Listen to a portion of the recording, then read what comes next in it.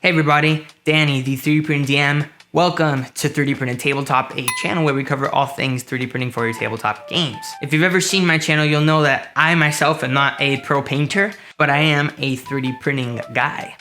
And so I decided I would take some of my 3D printed prints to Origins with me and see if I could paint some of them with a friend of mine who is a pro painter. His name is Chris Spots. Chris has done work for companies like Reaper and Toon Guardians, and he's just like a billion times better of a painter than I am. And Chris is also a 3D printing enthusiast as well. So I felt like if there's any pro painter that would be able to talk to our community, it would be him, and would be able to help people who might not be as familiar with 3D prints and might be wondering about the differences. So be sure to watch the whole thing because we covered a lot of good things, like for example, priming, primer choice, which brushes work best, print optimization, how that affects printing, cleanup, it's a big one, and painting techniques, and which ones kind of work best and which ones he uses to get the best painting possible on his prints. So let's jump into that interview. Hey everybody, I'm here with Chris Spots, who's not only a friend, but a much better painter than I am. That's the rumor. Chris runs a Facebook page called The Spotted Painter that's like a showcase, and really good. I think it's more of just a way for him to kind of teach and share a lot of the things that work well for him, which is why I wanted to do this video with Chris. But I asked Chris to paint some of the minis that we have for our upcoming Kickstarter.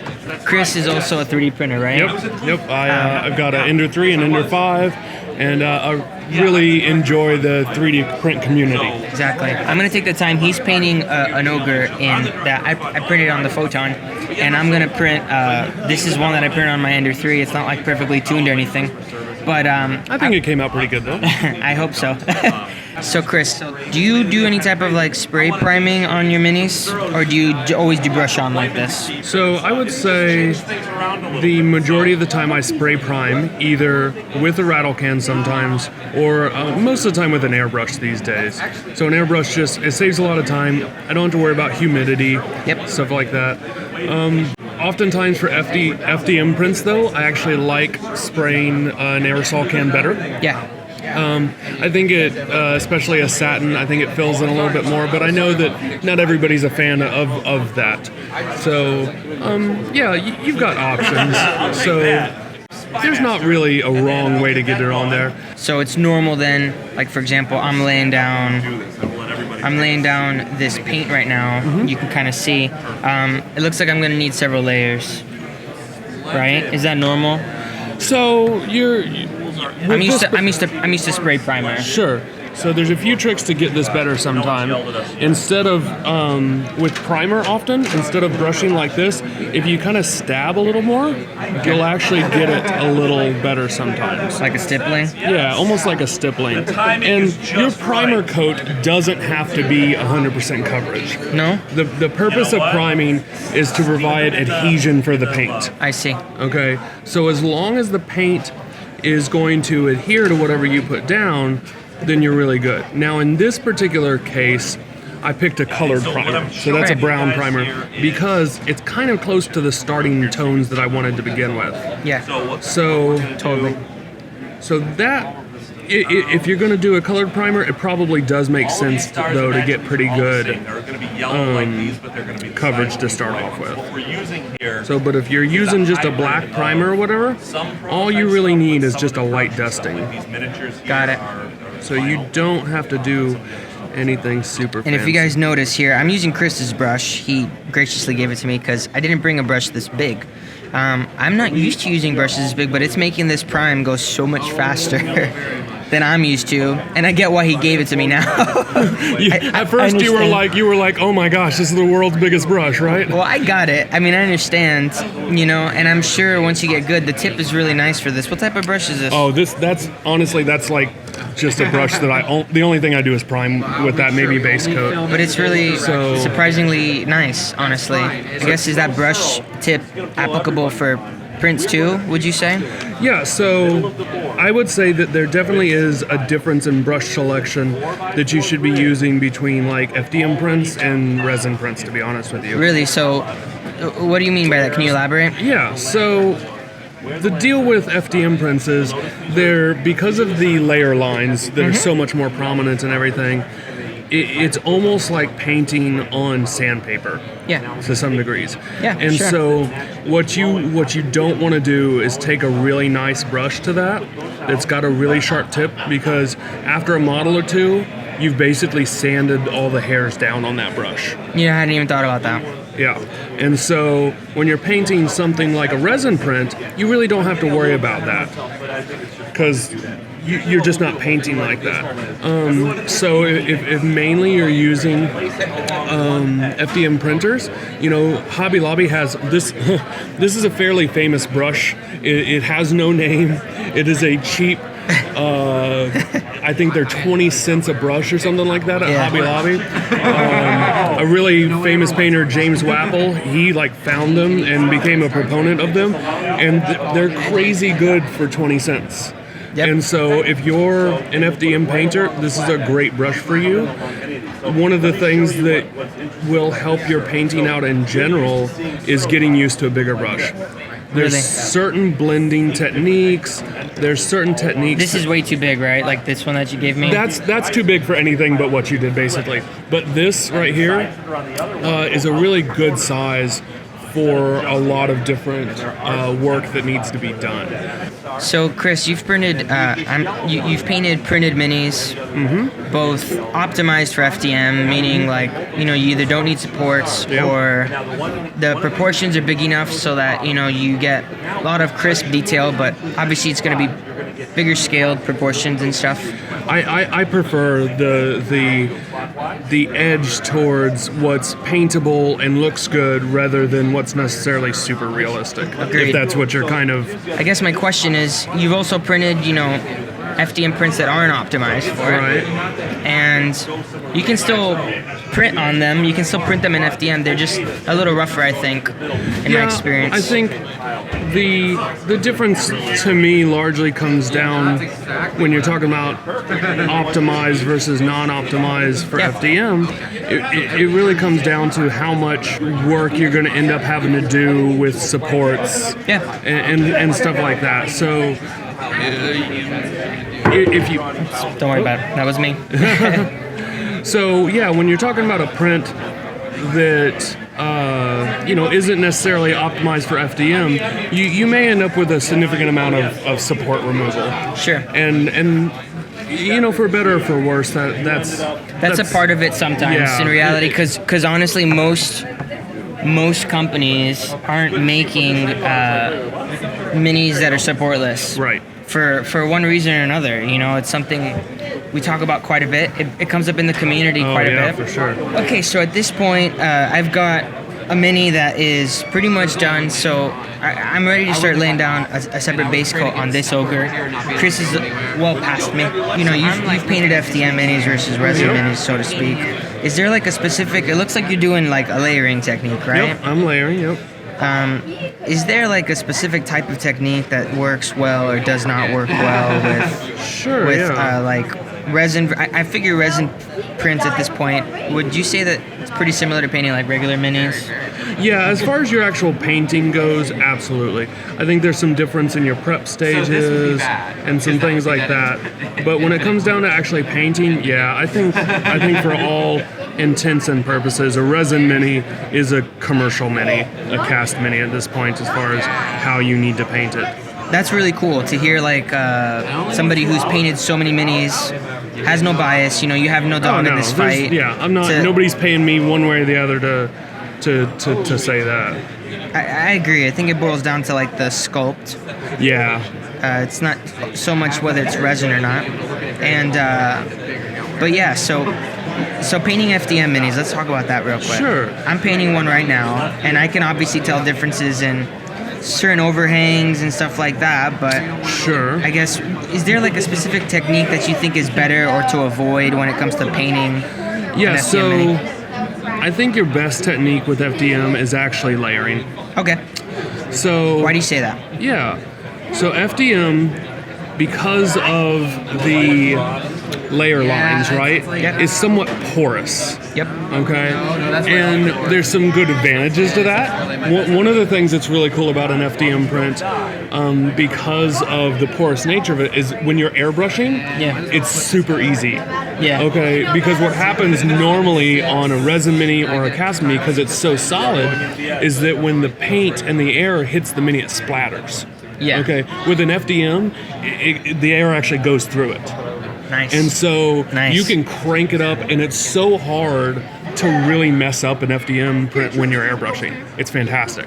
Then I need to get an airbrush. You do. Like, I'm just telling you, I've got the hookup. We can make this happen.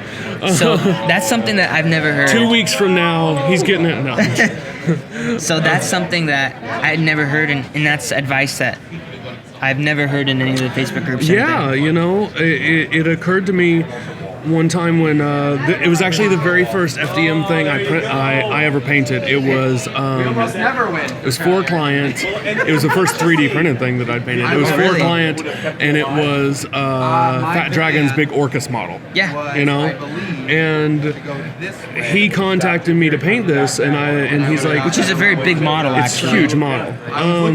And that's absolutely like this orc is a little bit easier for me to paint because it's bigger, and so the print, there's going to be less layer lines in a lot of the places, you know. The detail, like for example on the head, the crease, the little creases there, those will not look as bad as if it was a 28 millimeter or 32 millimeter sure. mini. Everything's in scale. That's correct. And the Orcus is a very big one. It's so very big probably model. why you decided to airbrush that in the first place anyway. Right, same time. exactly. I got lots of things and everything. And so I was being super careful like I normally did with cast models. Yeah. Like one time I like overshot and like nothing happened bad, and I was like, oh my gosh, wait a minute, what just happened? And so I'm like turning up the air and like going full blast, and it's like, holy cow, like this is nice and easy. And yeah, so when you're doing FDM models, they're much more forgiving on the air pressure and much more forgiving to airbrush in general, which has just been super easy. So airbrushing is good, layering is good. Layering is good because you have very nice control of your paint. It goes wherever you need it to go. So with an FDM print, the layer lines can act like little channels. Yeah. Okay. When your paint gets really thin, it wants to run down those channels. Yep. Okay. And so Is that a good thing or a bad thing? it's a bad thing because you lose control. Got it. Okay. So if you did a really nice FDM print at 0.8 or even sometimes 0.1, it's not as evident. But if you've got a big dragon that you printed at 0.2 and you start doing real thin paint, that paint's just going to want to go wherever it wants to go if you do real thin paint. One of the things that I don't recommend is glazing. Interesting.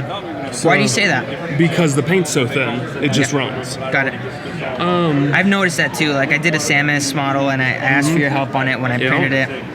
And when I did that model, I was trying to learn glazing, and it was an FDM print. It wasn't resin.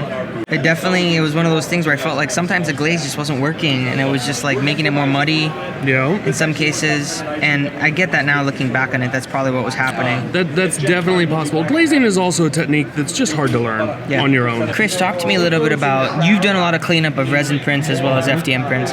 Can you talk to us a little bit about like the differences between cleanup for the both of them? I know you mentioned a little bit earlier that those are some of the main differences, right? Yeah, so cleanup on FDM prints versus cleanup on resin versus, to be honest, cleanup on a cast model from a commercial source is really pretty different. When you're cleaning up an FDM print, you really almost have to cut everything off, and then you're gonna have to sand a little bit. Yeah. Okay. It's really quite difficult to get sometimes a nice smooth finish with a resin print. Oftentimes, I'm not sanding or whatever. I'm just taking a brand new knife. An X-Acto knife goes dull super fast. Yep. It's surprising how fast it goes dull. I'll just take a brand new knife and just get it right near that source, and then it's done. Okay. Wow. Now, when you're talking about resin versus, a cast print, I actually prefer painting resin oftentimes, a resin print versus cast print for the cleanup. Okay? Interesting. because naturally a resin print and 3D prints in general, most of the damage from it, the support nubs and stuff like that, are on the underside of the model, just naturally. And all you got to do is cut them off, maybe sand a little bit. When you've got a cast model, you know, oftentimes you got a mold line running all the way around the body, and then if that model's got hair, now I got a mold line running opposite the hair. And it's like, how do I get that off and not destroy the hair? So I'm pulling out like little tiny sanding sticks, and I'm like, oh, no, now the hair's gone. Yeah. Okay, well, I'm painting hair now individually. And you're like, oh. So, you know, You're better than me. It's not always one way or the other, but when somebody brings to me and they're like, I've got a resin printed model, you know, or even an FDM sometimes, but especially a resin, I'm like, I know that I'm gonna, it's 5 minutes worth of cleanup. I'm okay with that versus like a metal cast that you it's like I never know how much when it's a cast model. Sometimes it's 10 minutes, sometimes it's an hour of cleanup. But I know with a resin print, my cleanup process is minutes. Nice. So that's interesting because most of the time, people don't talk about like any of the positive of painting with a printed mini. Yeah. And I agree. And people sometimes will complain about like all the cleanup that you have to do. And I think, boy, you definitely haven't come from wargaming, because cleanup of wargaming minis is like 10 times worse in my opinion. Yeah, when you're cutting things off sprue. Oh yeah. You know. Oh yes. And you get used to it after a while, you know, but that's as much a part of the process. That's like getting used to abuse, you know. You're a victim and you don't even know it, man. You know. First thing talked about is airbrush is actually really good for FDM prints. Really good for FDM prints, yeah, especially larger FDMs. And so it's worth taking the time, if you're open to it, to learning airbrush for your minis, because it does really well with this type of layering and stuff that's in FDM. Absolutely. Other thing, there's not really, in your experience, there's not really much difference between a resin print and like a regular plastic mini, right? No. In a lot of ways, they're preferred for me. I would oftentimes rather have a resin. It's easier cleanup. So the cleanup of a resin print, even if at my team, that's a big question we get all the time, which is like, oh, I don't know how I feel about the cleanup of the resin, you know, because you'll see a resin supported mini and it looks intimidating because it's got all these angles on it. Oh yeah. But when you get the actual print, for those of you who haven't seen it, you just kind of pop it off. Yeah. And it just comes off. And it's like snip, snip, snip, and it's done. Yeah. I mean. Agreed. That's been my experience too, because the way that the mini's connected to the sprue is thicker and stuff.